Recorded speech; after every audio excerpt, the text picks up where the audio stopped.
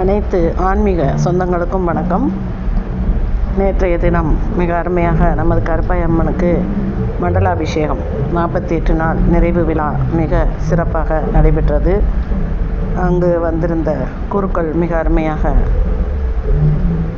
யாகங்கள் நடத்தி மிகவும் அருமையாக இருந்தது. மேலும் அங்கு வந்திருந்த அனைவருக்கும் கோயிலின் சார்பாக, கருப்பாய் அம்மன் கோயில் சார்பாக நன்றியினை தெரிவித்துக் கொள்கின்றோம். மேலும் அனைவரும் நோயற்ற வாழ்வும் குறைவற்ற செல்வமும் பெற்று எல்லா வளமும் சகல சௌபாக்கியங்களும் பெற்று வாழ கருப்பாய் அம்மனை கூட்டு பிரார்த்தனை செய்து கொள்வோம். வாழ்க வளமுடன். அமைத்த கோடு திருநீரே